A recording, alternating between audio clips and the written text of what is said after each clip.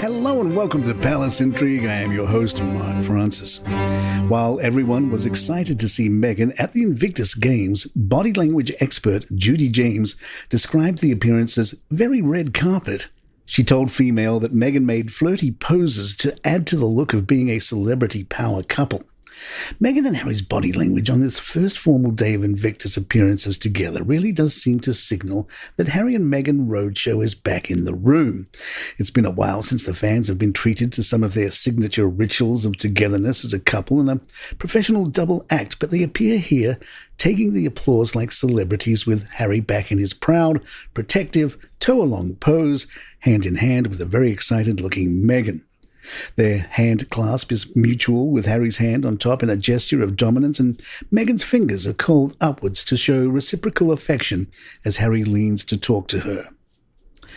If the privacy-minded couple is to go back to Hollywood, they will need a big swing. Katie Nicholl, author of The New Royals, told Entertainment Tonight, "There is a lot of speculation about what is next for the Sussexes, and I think the world is really watching. I think it is clearly a case of really making sure the bosses of Netflix are happy.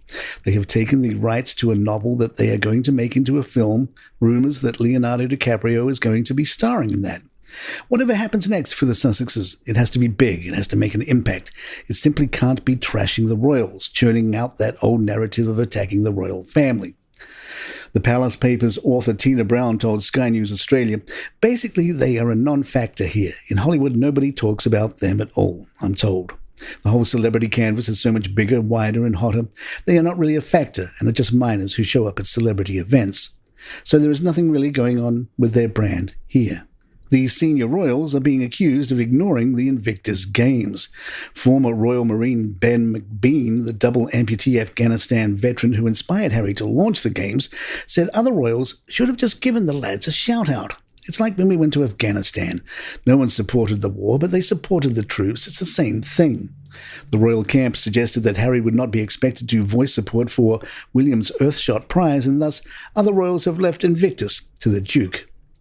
Some team members told The Telegraph, "The athletes find it bizarre but don't want to get caught up in the royal crossfire." And a media strategist who asked not to be named said, "It's ironic Buckingham Palace has had more to say about the Highland Games than the Invictus Games, despite the honorary military roles they hold. In doing so, the palace ends up looking mean-spirited and petty. The ill will against Harry should not be held against the Invictus competitors." Palace Intrigue will be right back. The royal family will no longer be able to hunt on an estate near Balmoral after the owner terminated a 170-year agreement. The Daily Telegraph reports Abergeldy owner Alastair Story is planning a number of changes to the 11,532-acre estate, including building private accommodations and hunting lodges. The newspaper reports planning documents filed with the Aberdeenshire Council disclose that the historic hunting deal has been scrapped, stating, "For the last 175 years the royal family have leased the sporting rights of Abergeldy, but this has now ceased and will be actively run by the new laird.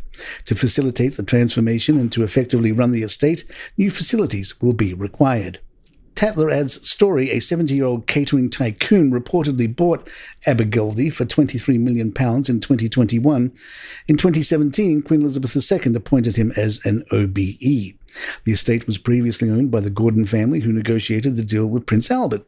The Gordons had owned it since 1482, when James III gave the castle and its surrounding estate to the family. It was sold on the death of John Gordon, 21st Baron of Abergeldy, in 2020. He had been a friend of Queen Elizabeth II. Kate and William are hiring a chief executive officer. The posting calls it a unique opportunity and will see the successful candidate report directly to William and Kate. Those applying must be emotionally intelligent with low ego and strong self-awareness and understanding of their impact on others.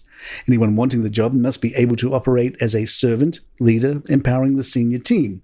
Other key qualities include being an experienced leader, an appreciation of Kate and William's duties and responsibilities, and being an inspiring internal champion. The Daily Mail's Richard Eden was quite taken that the posting was not advertised in the normal way, under the current vacancies section of the royal family's website, but rather through recruitment firm Odgers Bernston. Eden said they are overthrowing the traditional hierarchical structure in which staff answer to private secretaries.